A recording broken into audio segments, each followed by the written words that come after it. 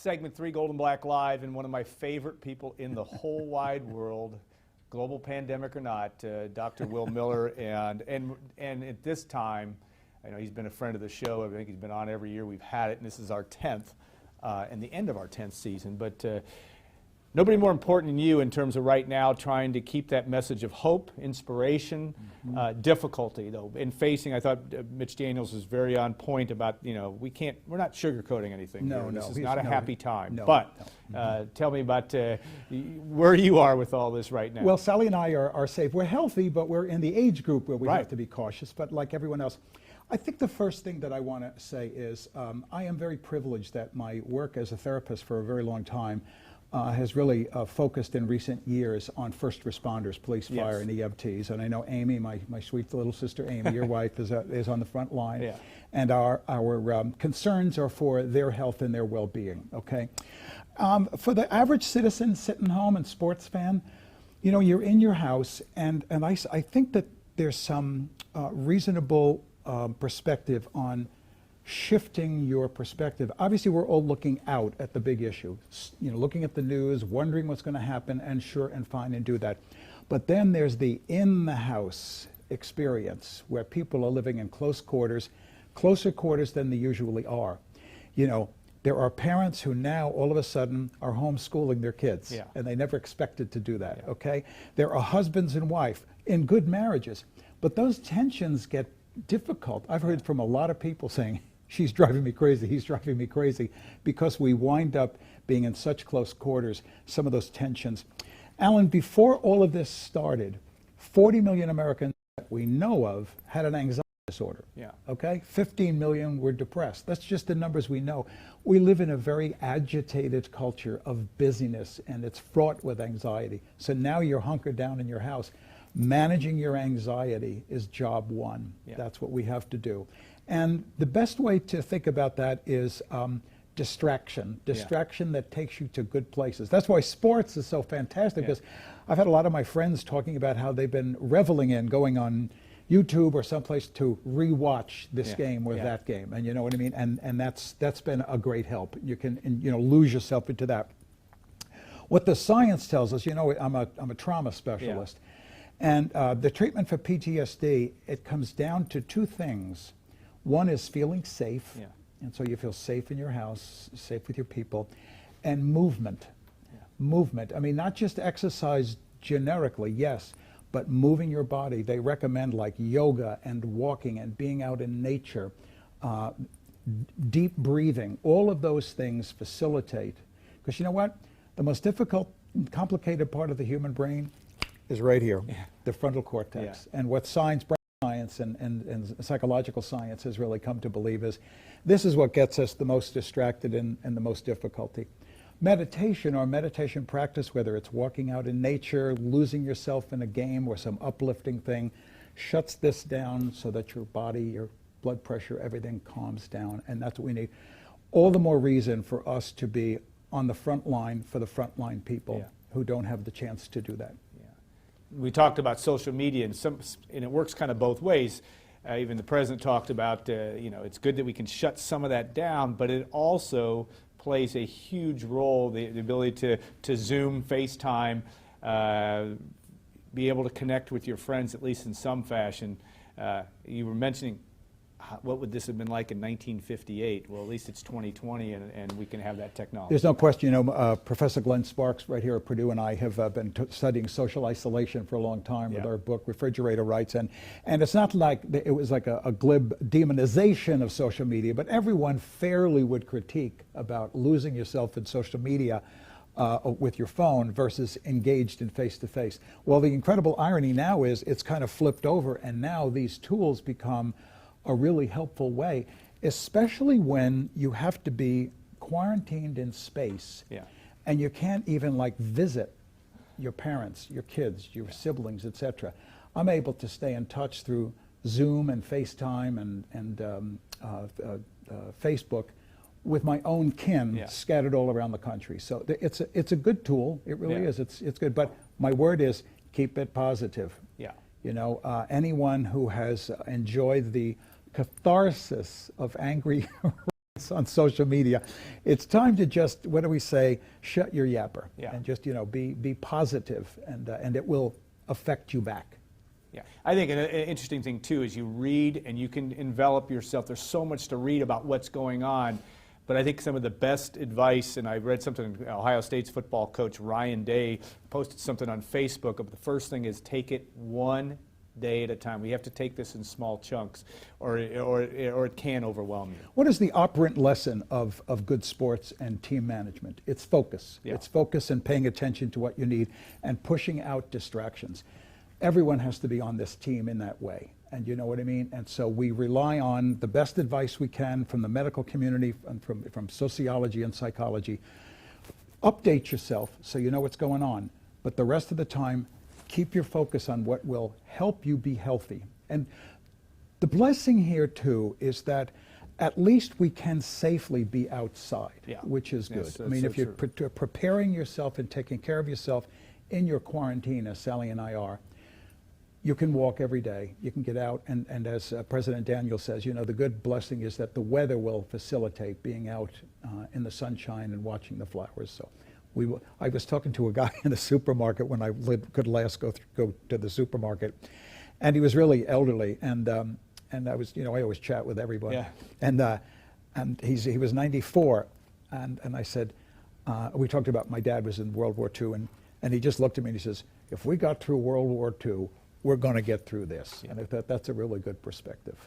An interesting thing, and I am hopeful with you as well on that, though, is that since World War II, now we've had some very difficult times, certainly 9/11, the economic issues in 2008, 2009. There have been other things that have been traumatic, but probably not quite like this in terms of that.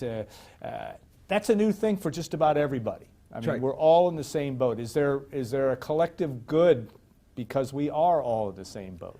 Absolutely. And I think, again, President Daniel said it right when he was talking about things like reset. Yeah. Think about yourself 2.0, 3.0, whatever it is, for you and your family. And is there anyone out there who would argue with the fact that their hope that's valid as we come out of this kinder? Yeah, let's hope so. I mean, listen, I understand there are sociopaths out there. I mean, I get it. Do you know what I mean? I'm in that business. I know that there are disturbed people. But they're really in the minority, the overwhelming number of people. The other thing that's from PTSD studies that's amazing, they talk about post-traumatic growth, some studies out of Canada after you've had a trauma. And it's not only movement and exercise, but also spirituality. Yeah. Like surrendering yourself to the openness. Churches are online now. Yeah. But also spiritual talk, spiritual reading, uplifting reading. Move out of yourself and beyond yourself. And that is a profoundly healing experience to have. Yeah. You look at the student athletes and how they, and you're obviously very engaged in watching Purdue sports and sports in general, that level that they have to be ready all the time. And now that takes a break in some ways. They all can probably lift and do their own training on their own. But what goes through their minds when you're a high-level person and everything's shut down? And the voice of their coach, I think, lingers, okay? And so, for example, all the athletes who are maybe off campus now and in their own training regimes, however isolated they are, they can hear the voice of their coach, literally by communication, but also they know well from their high school coaches and now here at Purdue what they need to do to focus. Yeah, and that's going to be a big part of as we get back into this whole time frame of kind of reloading and redoing.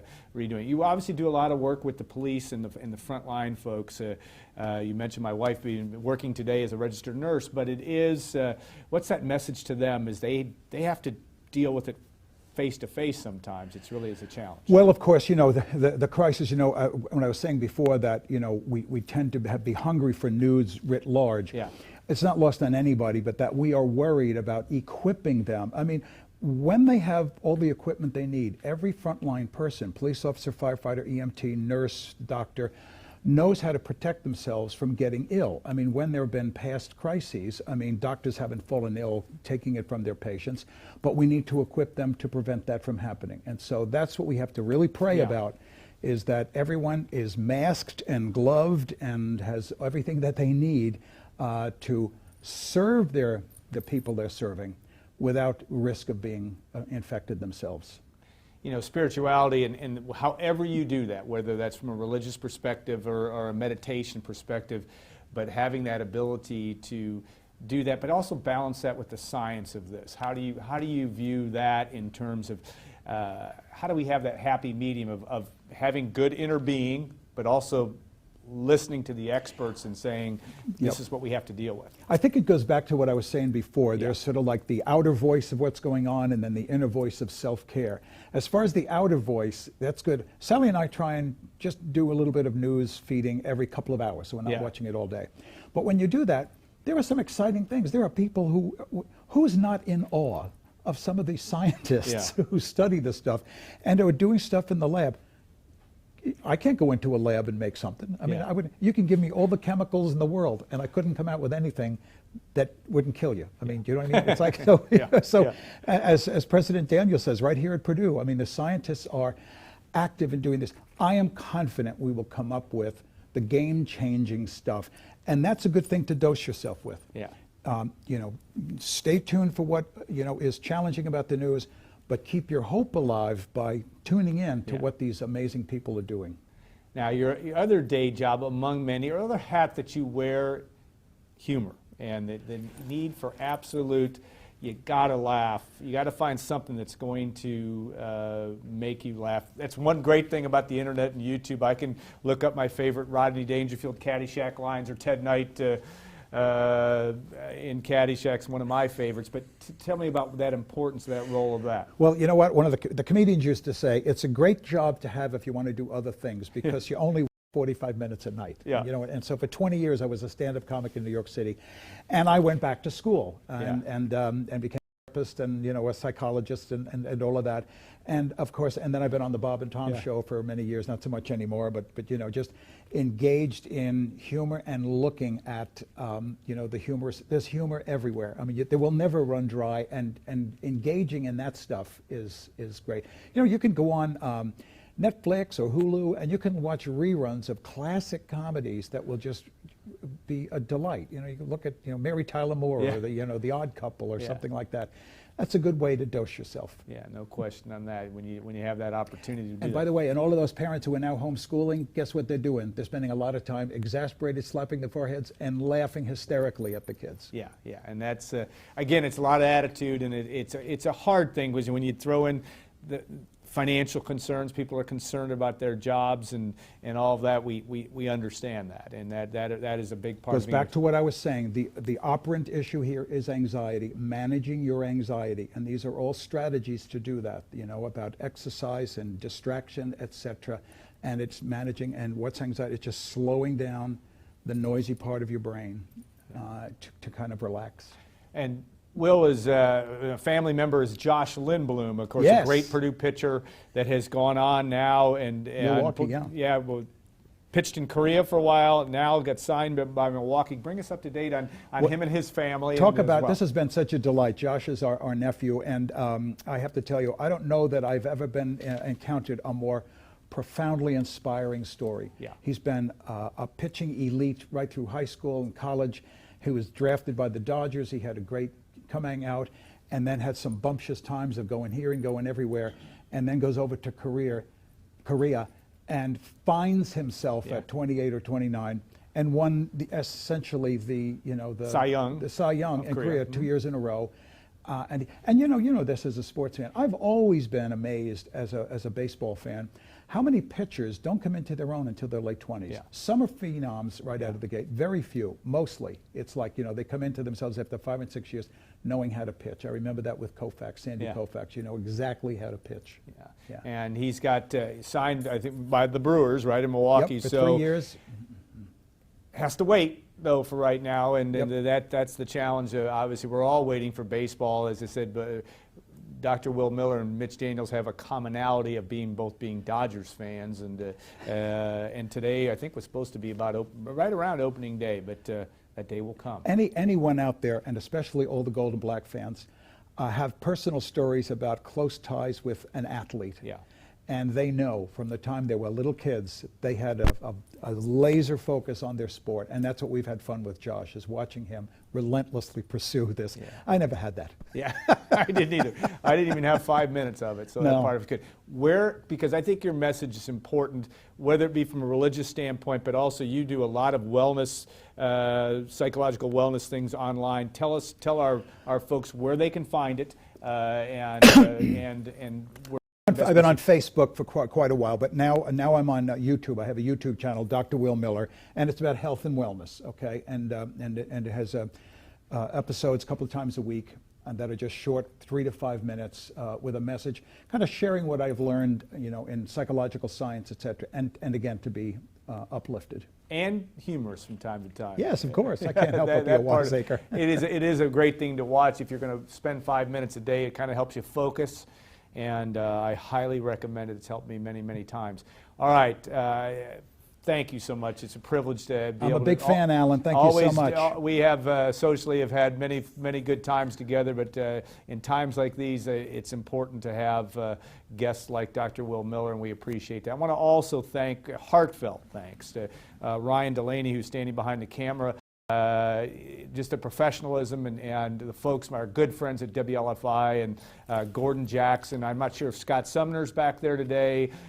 Everybody that's putting themselves out to make this happen today, we're grateful for.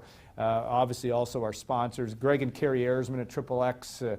It's a challenging time for local business folks. I get that. They deal with things with grace. I know that. Tara Mason at Hilton Garden Inn. Great people. I think they'll work their way back to normalcy sooner than later. And of course, Trent Johnson had a great conversation. Trent's birthday yesterday. Trent's one of the great optimistic people. But Love Trent. We realistic, yes, but good folks. I also want to take a second to thank my group that I work with, and I'm very privileged to work with two great people, in Brian Newbert and Tom Dienhart as well, because they are busting a hump to make our site. Our job now is to make sure we're interacting with not only our readers, but anybody that cares to check in. We're grateful for their work as well, and we look forward to getting back to normal, certainly, but we are definitely want to thank you all, and we'll be there for you as much as we possibly can as this continues to evolve. So our last show of the season, we'll be back, we're hoping in August, as we look forward to that Purdue-Nebraska game, I think on September the 6th. We're going to remain hopeful that all comes to pass. But in the meantime, please, please be healthy. Wash your hands. Mine are almost raw anymore because I wash them so much, but that's a good thing. And be safe with your loved ones. Do the right thing here in the near term, and we'll look forward to seeing you in 2020, 2021 on Gold and Black Live. Have a great period of time, and yet we understand the struggles that are ahead, and we wish you well.